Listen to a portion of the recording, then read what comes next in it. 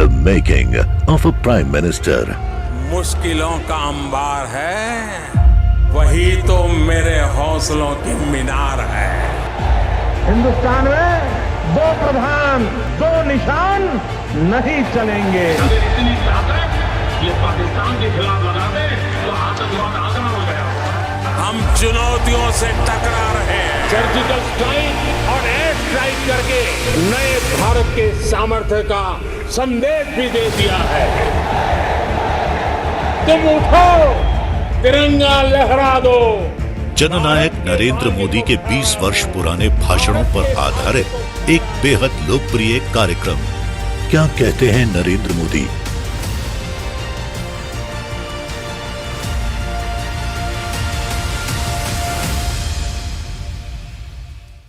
नमस्कार, मैं हूं आपके साथ पूर्णिमा मिश्रा। हमारे खास प्रोग्राम क्या कहते हैं नरेंद्र मोदी में आज आपको सुनवाएंगे प्रधानमंत्री मोदी का वो ऐतिहासिक भाषण जो उन्होंने 30 अगस्त 2019 को दिल्ली में दिया। योग पुरस्कार वितरण कार्यक्रम के मौके पर प्रधानमंत्री मोदी ने कहा कि हमारी सरकार का एक ही संकल्प है, स्वस्थ भारत, समृद्ध भारत। देश में फिट इंडिया मूवमेंट, उसकी शुरुआत के अगले ही दिन आयुष और योग से जुड़े कार्यक्रम में आना, मैं मानता हूं एक अद्भुत संयोग है।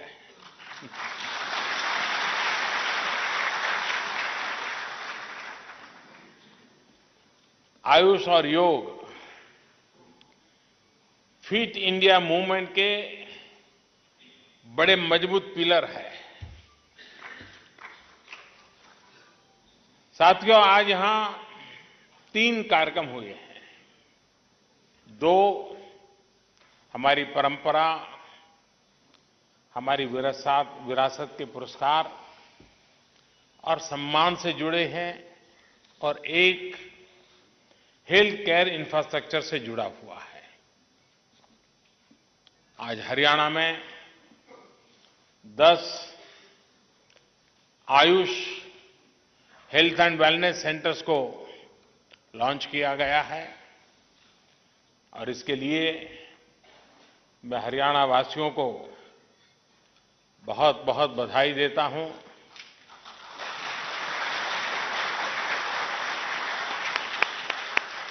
हरियाणा के मुख्यमंत्री आजकल हरियाणा के गांवों में यात्रा चल रही है उनकी,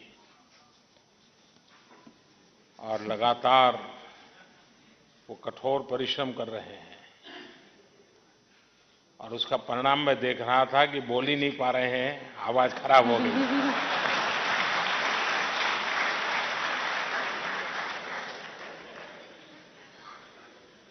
ये हम लोगों का प्रोफेशनल हजाड़ है। चुनाव के दिनों में मुझे भी इस मुसीबत से गुजरना पड़ता है। लेकिन एक रहस्य मैं बता दूं, योग, प्राणायाम और आयुर्वेद, ये तीनों का मैं भरपूर उपयोग करता हूं और उसी के कारण मेरी गाड़ी चल जाती है।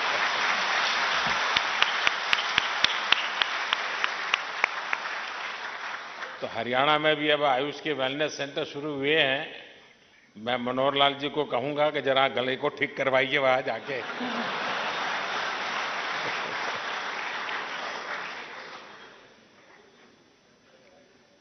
मुझे योग के साधकों, योग की सेवा करने वालों, दुनिया भर में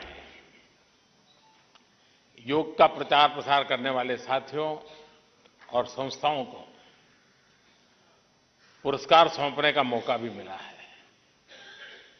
इनमें इटली और जापान के भी साथी हैं जो दशकों से योग के प्रचार प्रसार में जुटे हैं। एंटोनिएटा रोंजी, उन्होंने बीते 4 दशकों से पूरे यूरोप में सर्व योग इंटरनेशनल के जरिए योग के प्रचार प्रसार में एक प्रकार से 100% डेडिकेशन, बहुत बड़ा योगदान किया। इसी तरह जापान योग निकेतन के पूरे जापान में हजारों योग केंद्र हैं और ये संस्था भी करीब करीब 40 साल से जापान को योग से निरोग रखने का महान काम कर रही है।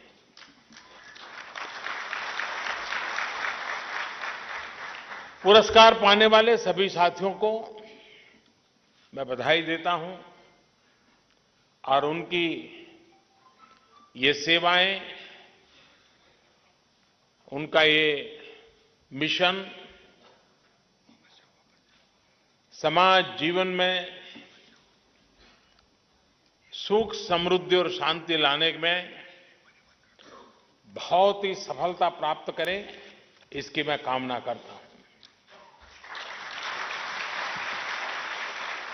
कुछ देर पहले आयुष पद्धति को समृद्ध करने वाली 12 महान हस्तियों के सम्मान में डाक टिकट भी जारी किया गया है।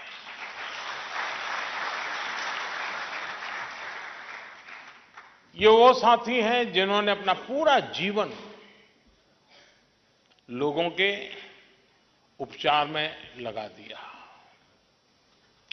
किसी ने योग को माध्यम बनाया तो किसी ने आयुर्वेद को, किसी ने यूनानी से जनसेवा की तो किसी ने होम्योपैथी से लोगों के जीवन को रोग मुक्त किया।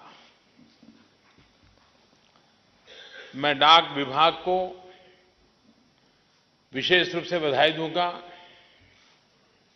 और 2 कारण से। डाक टिकट कोई मोदी प्राइम मिनिस्टर बना उसके बाद थोड़ी निकल रही है। डाक टिकट तो पहले से चल रही है। भारत आजाद हुआ उसके पहले से डाक विभाग चल रहा है, लेकिन परंपरा ऐसी बनी है कि बड़े बड़े नाम हो, टीवी पे चमकते हो,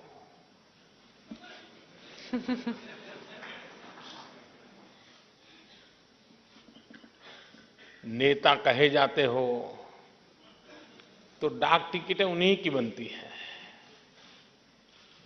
आयुर्वेद के लिए खप जाने वाले की भी डाक टिकट हो सकती है क्या?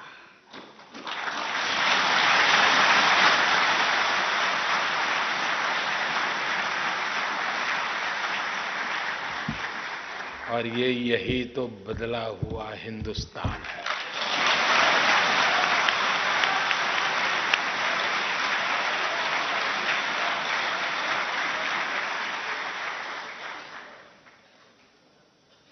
और दूसरी महत्व की बात, एक ही सेट में 12 डाक टिकट, इतनी बड़ी मात्रा में एक ही साथ कभी भी नहीं होता है। बहुत रेयर कुछ ओकेजन होंगे। आज एक पूरा आयुष का परिदृश्य और परंपरा, इनको समाहित करने का एक प्रयास डाक विभाग ने किया है। मैं डाक विभाग को इसके लिए बहुत बहुत बधाई देता हूं। और इसको जब कंसेप्चुअलाइज किया, इस विचार को, तब हमारे मनोज सिन्हा जी मिनिस्टर थे, तो वो नीचे बैठे हैं। मुझे विश्वास है कि पोस्टल स्टैम्प आयुष के प्रति देशवासियों में नई सोच को विकसित करने में मदद करेंगे।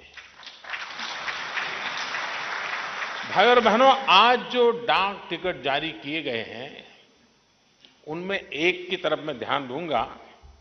वैसे त्रिगुणा जी का तो परिवार ही यहां मौजूद है और कई जिनके डाक टिकट, उनके परिजन यहां आज उनके भी दर्शन करने का अवसर मिल रहा है।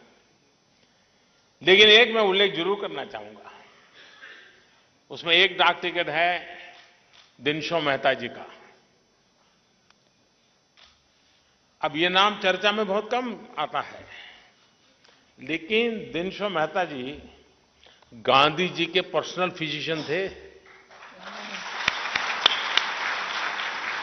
और वो नेचुरोपैथी को समर्पित थे। पूरी तरह अपना जीवन की हर चीज में नेचुरोपैथी सबसे पहले रहती थी और उसका प्रभाव गांधी जी के जीवन पर भी था। और गांधी जी कहते थे कि प्राकृतिक चिकित्सा, नेचुरोपैथी, प्राकृतिक चिकित्सा जीवन जीने का तरीका है।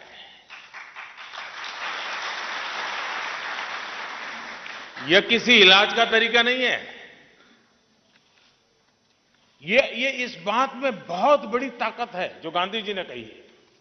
उन्होंने ताउम्र इस बात पर अमल किया और प्राकृतिक चिकित्सा पद्धति को जीवन का आधार बनाया। साथियों, गांधी जी ने जो सीखा था उसके पीछे भारत की प्रिवेंटिव और क्यूरेटिव हेल्थ केयर से जुड़ी एक समृद्ध विरासत रही है। हमारे पास हजारों वर्षों पुराना लिटरेचर है। वेदों में गंभीर बीमारियों से जुड़े इलाज की चर्चा है। लेकिन दुर्भाग्य से हम अपनी इस पुरातन रिसर्च को, ज्ञान के इस खजाने को आधुनिकता से जोड़ने में इतने सफल नहीं हो पाए। और इसी स्थिति को बीते 5 वर्षों में हमने लगातार बदलने का प्रयास किया है। उसकी एक सेंटिटी बने, उसका एक साइंटिफिक वर्जन तैयार हो, जो लैब के अंदर तराशा गया हो, जिसको मेडिकल साइंस की दुनिया समझ सके, इस रूप में उसका प्रस्तुतिकरण हो। और इसी के तहत आयुष को भारत के हेल्थ केयर सिस्टम का अहम हिस्सा बनाने पर बल दिया जा रहा है। मुझे बताया गया है कि आयुष परिवार में सोवा रिगपा सिस्टम को शामिल किया गया है और हमारा जो लेह लद्दाख है वहां पर अब उसका एक अंतर्राष्ट्रीय स्तर का सेंटर विकसित किया जा रहा है।